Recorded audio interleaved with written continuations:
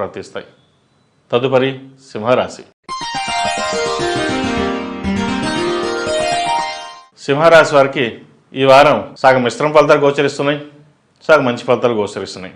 ముందుగా మిశ్రమ ఫలితాలు ఏంటంటే ఆస్తి వ్యవహార విషయాలలో కొంత ఇబ్బందికరమైన వాతావరణం నెలకొంటుంది.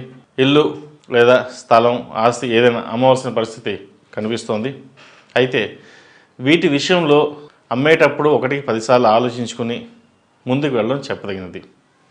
ఎందుకంటే ఈసారి అమ్మేమంటే మళ్ళీ కొనగలమా లేదా అని ఆలోచన చేసుకుని అవసరమైతే తప్ప స్థిర చరాస్తులను అమ్మకపోవడం అనేది చెప్పదగినది. రెండవది, సంతానం యొక్క భవిష్యత్తు మీద దృష్టి సారించాలి. ఎందుకంటే మీకున్న స్కెడ్యూల్ కానివ్వండి, ఎంతో బిజీగా ఉంటారు. వృత్తిపరంగా మీకు ఎటువంటి ఇబ్బంది ఉండదు, పేరు ప్రఖ్యాతులు అన్నీ బాగుంటాయి. కానీ సంతానం, కుటుంబం వచ్చేసరికి కొంత చిన్న చూపు అవ్వచ్చు, ఇబ్బంది నేను చెప్పలేను. కానీ అక్కడ ఇబ్బందికరమైన వాతావరణం నెలకొంటుంది. కాబట్టి వృత్తిపరంగా ఎంత ప్రేమిస్తారో కుటుంబాన్ని కూడా అలాగే చూసుకోవడం చెప్పదగినది. దానివల్ల భవిష్యత్తులో ఎటువంటి ఇబ్బంది లేకుండా ఉంటాయి. వ్యాపారపరంగా బాగుంటుంది, రొటేషన్స్ బాగుంటాయి. సాఫ్ట్వేర్ రంగం వారికి, చార్టెడ్ అకౌంట్స్ వారికి, అలాగే వస్త్ర వ్యాపారస్తులకు, వూల్ వ్యాపారస్తులకు, కాటన్ వ్యాపారస్తులకు ఈ వారం బాగుందని చెప్పవచ్చు.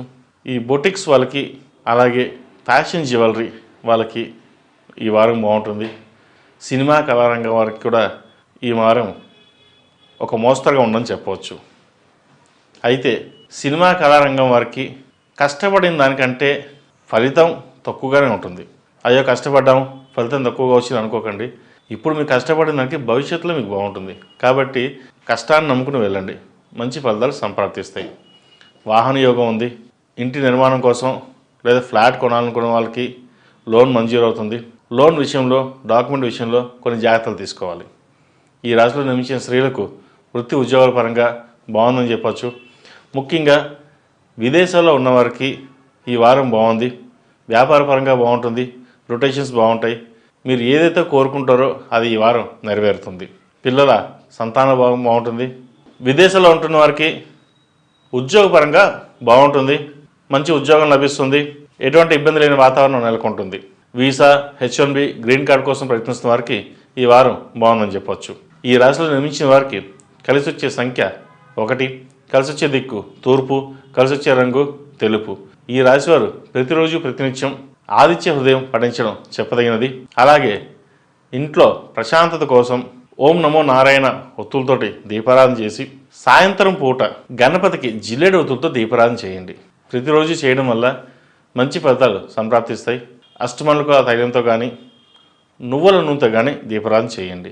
దానివల్ల మరిన్ని ఫలితాలు సంప్రాప్తిస్తాయి. ఈ రాశివారు సౌర కంకణం ధరించడం చెప్పదగిన విషయం.